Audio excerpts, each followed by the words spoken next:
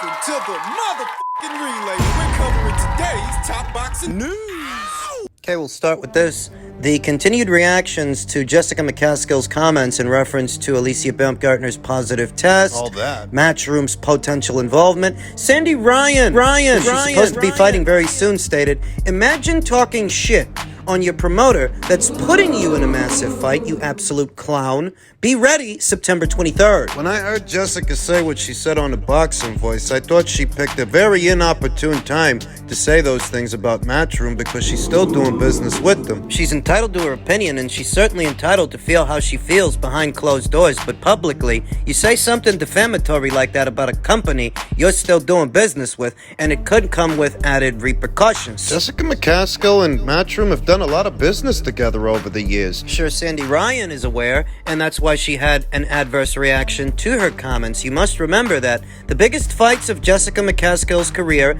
have all happened under the Matchroom banner. Every single one of those opportunities, from the Katie Taylor fight to the Erica Farias fights, Two of them. to the Cecilia Brækhus fights, Two of them. to the Cameron fight, to this fight. However difficult or easy any of these fights turned out to be or will turn out to be, every single one of them is an opportunity for Jessica to get out there and show her shit and make some money. Not a lot of promoters, especially here stateside, are offering up opportunities like this to women boxers, but Matchroom has for many years now. Sandy Ryan perhaps thinks Jessica McCaskill an ingrate for saying what she said about the outfit that's gotten her the biggest fights of her career. Adding, Jessica, facepalm, Eddie Hearn, let me finish this, and I'll take the belts off her September 23rd. It was already an uphill battle for Jessica without saying what she said about Matchroom. Eddie Hearn, reacting to those comments when being interviewed by October Red, said in so many words that he was going to get in contact with Jessica, and he wasn't happy about what she said. Jessica, like Sandy Ryan, is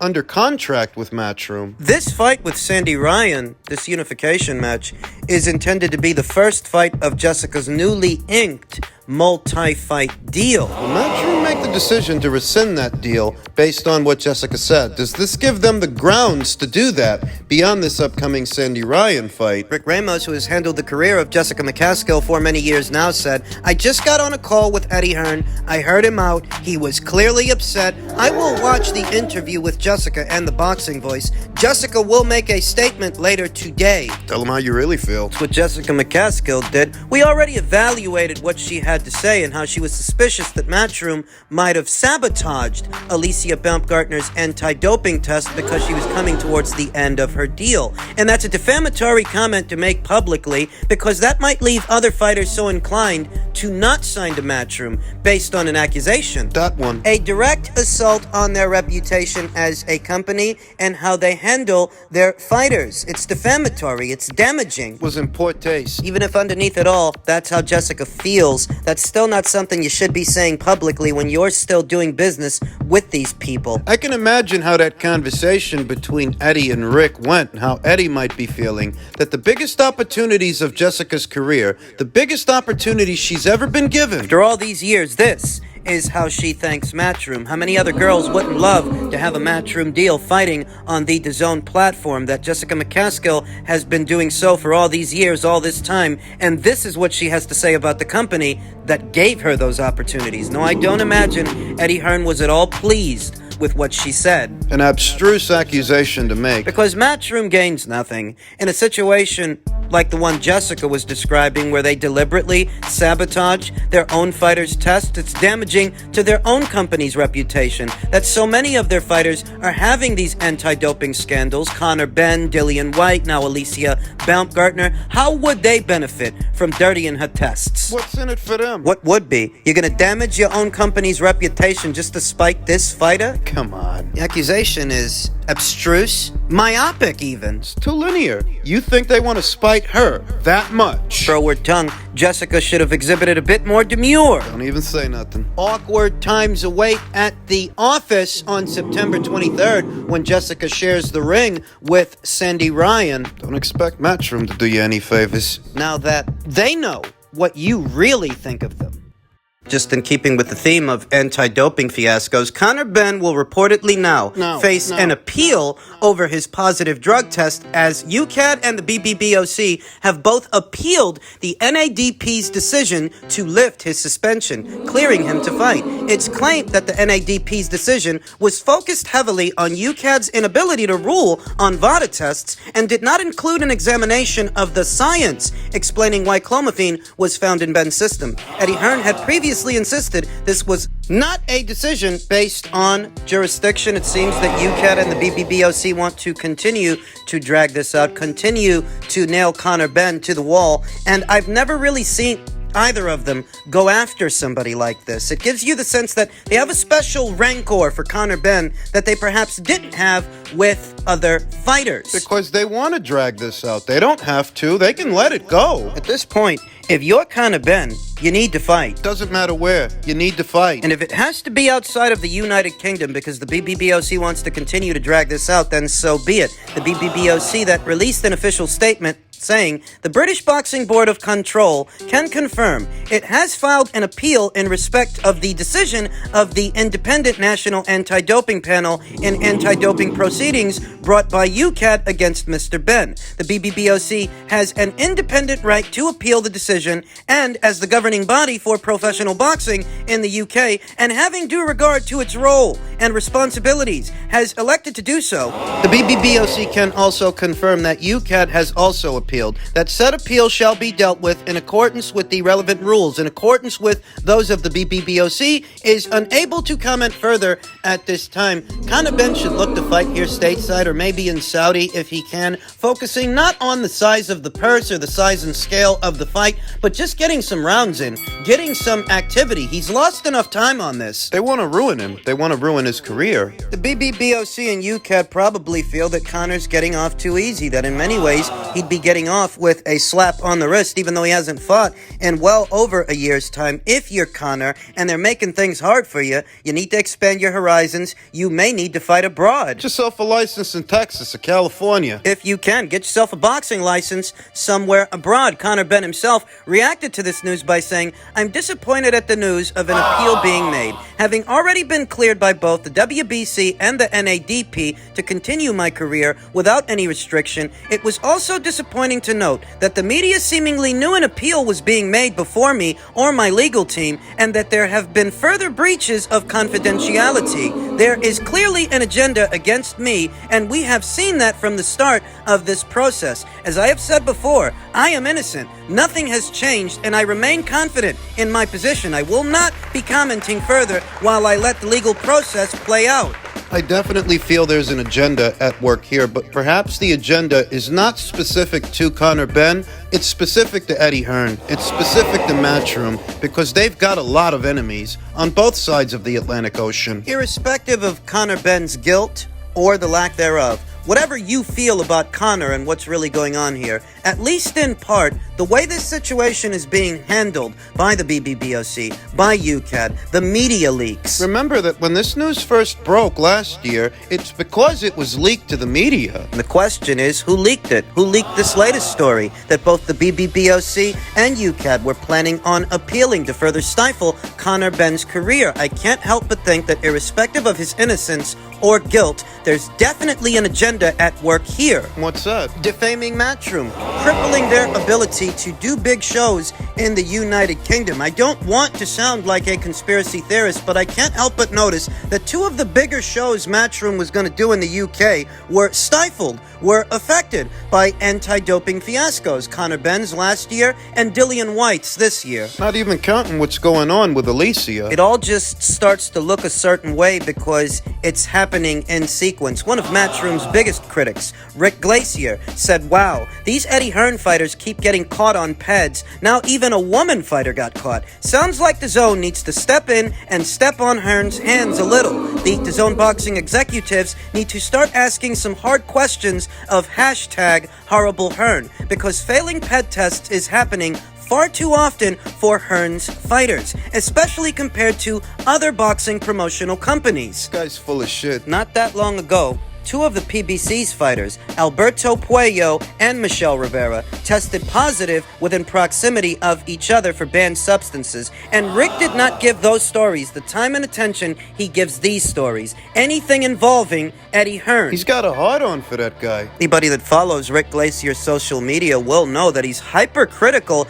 of Eddie Hearn. He's almost holding him responsible for what these fighters may have been ingesting, what these fighters may have been putting into their bodies, when Eddie Hearn is no more responsible for what they put into their bodies than Bob Arum was for what Oscar Valdez put into his body. His fiasco. I don't think Rick was clutching at his pearls as much as he is now when Oscar Valdez tested positive for a banned substance and the contest was allowed to go on. He claims that Eddie Hearn is an enabler. By conducting more anti-doping tests, spending more money on anti-doping than any other outfit in the business. His critics don't think about what they're saying when they're saying it. I mean, if the claim is that the sport is rife with doping and you want to make it a cleaner sport, a safer sport, you're going to want to spend more on anti-doping tests, anti-doping agencies. And I don't think that the PBC, I don't think that Top Rank are spending as much on anti-doping tests as Matchroom is, because at minimum, you know, whenever somebody gets found out, it's because an anti-doping agency was hired,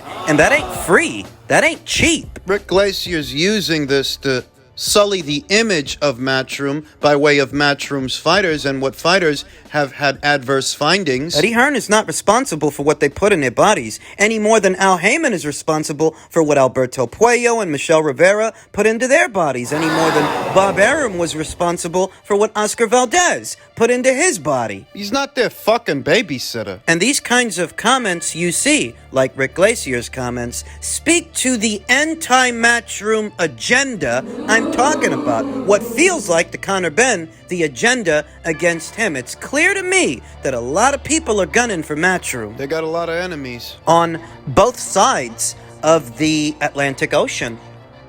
It's been about 3 weeks since the loss. How's he feeling He's right doing now? good. He's okay, man. Things happen. Life happens. You know what I'm saying? Like you never really know. Everybody wants to win all the time. Some days not today, and then one is day. Now, is he going to get the rematch with Terrence? Yeah, I believe so. Yeah. And you think he'll be victorious in that rematch? I know it'll be You know he'll be. different situation, different way, everything. So yeah. So some people are saying something was off with him that night. Was he sick or anything? He looked very off to me, but I mean, doesn't take away from what happened to Crawford's victory. But I mean, you know, that's okay. It's okay. Right. It's okay. Yeah, because a lot of people were surprised by him getting knocked out. But is he still? You think he's a better boxer than Terrence Crawford? I think my guy's a better fighter altogether. I mean, things just happen. I mean, you know what I'm saying?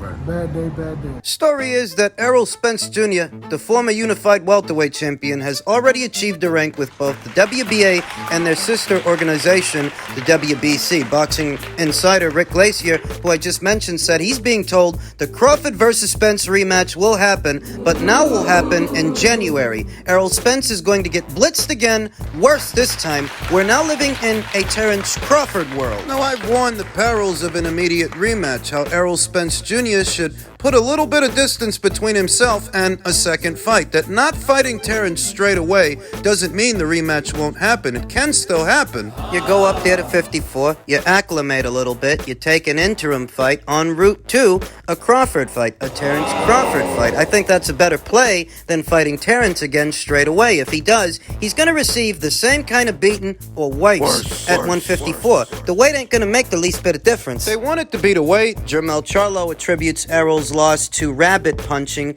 Errol Spence Jr.'s fans, some of them attribute the loss to neurological damage, brain damage as a result of the car accident. They want it to be anything other than Terrence being the better boxer. Anything but that. That's why Errol Spence Jr. would end up losing the second fight the same or worse as he lost the first one. We've seen this before. We saw this with Deontay Wilder and Tyson Fury in their second fight. After Wilder lost that second fight, they cooked up all kind of cockamamie conspiracy theories as to why Wilder got his fucking ass kicked, holding out hope that he would be able to get it back in blood, quote-unquote, in the third fight. Right. And that didn't happen. Right. But another beating did. A worse beating, in my opinion, than what we saw in the second fight, because in the second fight, at least Mark Breland was there to save Deontay Wilder. At least Mark Breland was there to pull him out. In the third fight, Got the same kind of beating, except nobody threw the towel. He went out on his shield, and that's what he wanted. guess that's what Errol Spence Jr. wants. Errol Spence Jr., who once said, "I'm here for a good time, but not a long one." If he suffers enough a systematic beating to Terence Crawford at 154, what people don't understand is that it's not about the number of losses in the column, which would really just be 2 to the same guy. But it's not about the number of losses in the column, it's about the damage he sustains. I think it was Barry McGuigan who speculated that Errol Spence Jr.'s punch resistance is gone, and that's not something that you can fix by moving up in weight. That when it's gone, it's gone. It's not coming back. Bob Arum states that Errol Spence Jr. is no good against lefties. That so long as Terence Crawford goes into that fighting southpaw, Errol's not going to know what to do with him. I agree. But if he decides to fight him for a second time, and if he decides to fight him for a second time straight away, I can only assume that he's cashing out. I can only assume that that will be the last stand of Errol Spence Jr. Could be. Look at the state at the weight. Look at the state at 154 pounds and ask yourself, aside from fighting Terence for a second time, what other big money fights, what other cash fights are up there for Errol that would keep him in the sport, keep him in the sport of boxing? I don't know that Errol Spence Jr. has another 2 to 3 years to give to the sport of boxing. He spent so much of his career at welterweight. How much of it does he intend to spend up there at junior middle or potentially middleweight? What does Errol Spence Jr. want for what remains of his career? It's not losing one fight. It's not just losing one fight. It's how you lose. And can you change? Errol Spence Jr. is a textbook boxer puncher with an affinity for volume, activity. He's almost bordering on a pressure fighter. And the rule of thumb when it comes to pressure fighters is pressure guys don't change much fight by fight. Neither does he. Now, for a while, he was big enough and strong enough at 147 to be that kind of guy and fight that kind of fight. It finally backfired. I'm telling you now, at 154, he won't be so big. Nope. He won't be so strong. Nope. At 154, he won't be that big a guy. The guys at 154, the kids up there, they're bigger, stronger kids that are used to fighting. Bigger, stronger kids, bigger ones than Errol Spence Jr. So the idea that he's going to suddenly be this new and improved version of himself, I don't buy it. I don't think he can change all that much. Especially not at, 33, going on 34 years old?